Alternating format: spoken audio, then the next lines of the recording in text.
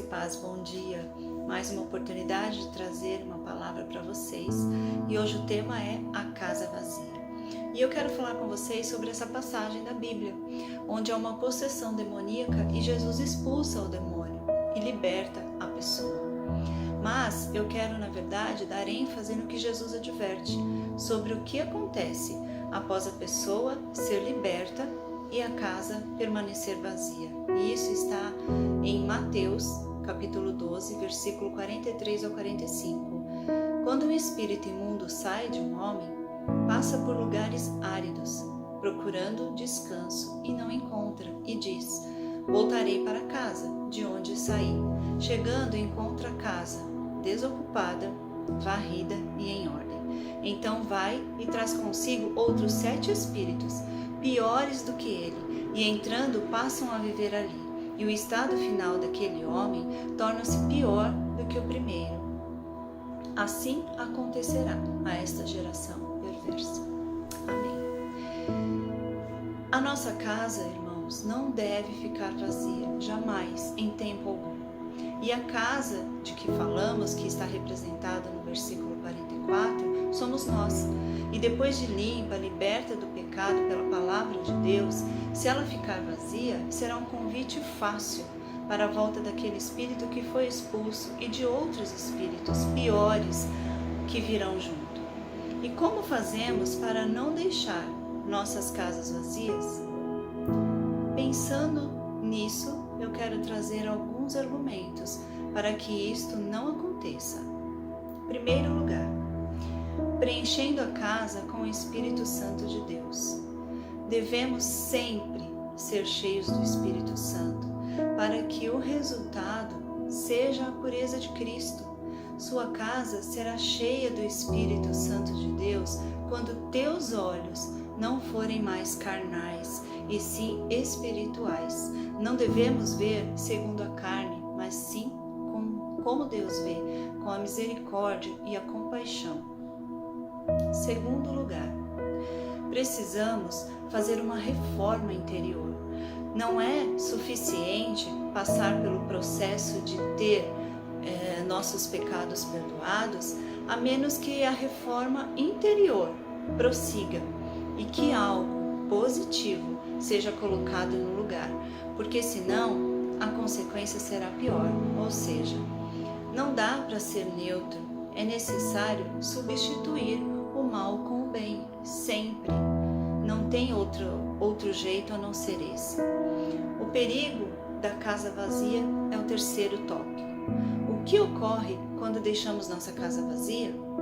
O mal retornará, e se o coração ficar endurecido pelo pecado, poderemos chegar a um ponto em que se tornará impossível sermos renovados e levados ao arrependimento. A nossa casa não deve ficar vazia e, pela fé, o próprio Jesus deve habitar em nosso coração, conforme nos diz em Efésios 3,17, para que Cristo habite pela fé nos nossos corações, a fim de que, estando arraigados e fundados em amor, Colossenses 3, do 15 ao 16, a paz e a graça de Deus devem encher o nosso coração. Hebreus 8,10, e até mesmo a lei de Deus deve estar escrita em nosso coração. Muitas vezes deixamos à mercê de quem quiser a nossa casa. Deixamos a porta aberta e simplesmente as coisas vão entrando, vão sentando, tomando o lugar cativo. Quando nós não nos enchemos de Deus e das coisas que vêm do alto, é isso que acontece. É como se dessemos a chave da nossa casa, da porta da nossa casa para Satanás, para que ele entre quando ele quiser e faça o que ele quiser.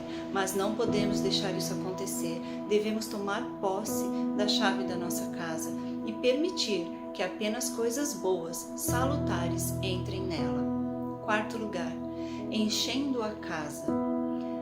Seja seletivo quanto ao que vai entrar em sua casa.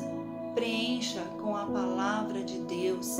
João 3,30 nos diz: é necessário que ele cresça e eu diminua. Deus está te dizendo que ele quer muito mais dele dentro de você. Precisamos firmar nossa mente nas coisas do alto, Assim como está escrito em Colossenses 3:2, mantenham o pensamento nas coisas do alto e não nas coisas terrenas. Devemos permitir que a palavra de Deus habite ricamente em nós. Vamos pensar no que é bom e íntegro e renovar a nossa mente, como nos diz em Romanos 12, do 1 ao 2. E não sede conformados com este mundo, mas sede transformados pela renovação do vosso entendimento, para que experimenteis qual seja a boa, agradável e perfeita vontade de Deus. Devemos, sim, contribuir no dia a dia para que Cristo permaneça em nosso coração. E vamos aproveitar toda a oportunidade que tivermos para estudar a palavra de Deus. E podemos fazer isso de várias formas: lendo, meditando sobre a palavra, ouvindo pregações, ministrações, louvores, filmes cristãos, lendo livros edificantes. Não espere estar na igreja, no templo, para cantar louvores a Deus. Faça isso em sua casa, no carro, no trabalho, em pensamento. E sempre que possível, leve uma palavra de Deus para alguém. Aproveite também quando estiver caminhando, fazendo seus exercícios diários, físicos, para habitar sua mente e o coração das coisas de Deus. Contemple a natureza, veja a obra dele, selecione o que você vai ver, ler e ouvir. Em último lugar, como você tem ocupado sua mente e coração? Não adianta cantar louvores ou ler a palavra por alguns rápidos minutos no começo do seu dia ou no decorrer do seu dia e passar o restante dele ouvindo ou assistindo apenas coisas que, em vez de paz, te traga angústia, pânico, medo, raiva, ira, inveja, entre outros sentimentos negativos. Queridos, nós não podemos ter comunhão com as trevas e esperar que a luz habite em nós. Querido, o que você mais alimenta é o que sobressai em você. Pense nisso. Concluindo, nossa casa não pode ficar vazia. Precisamos nos encher do Espírito. Vamos fazer as nossas mentes coisas boas. Vamos ler e estudar a palavra de Deus. Vamos ver bons filmes, ler bons livros e alegrar nossos corações com louvores. Não se engane ao pensar que não há necessidade em se preocupar e encher a sua habitação com a presença de Deus e de tudo que é bom. Senão você pode se transformar em uma presa fácil para o inimigo. Temos que estar com a casa purificada para sermos habitação do Espírito Santo. Amém? Tenham todos um bom dia. Deus os abençoe.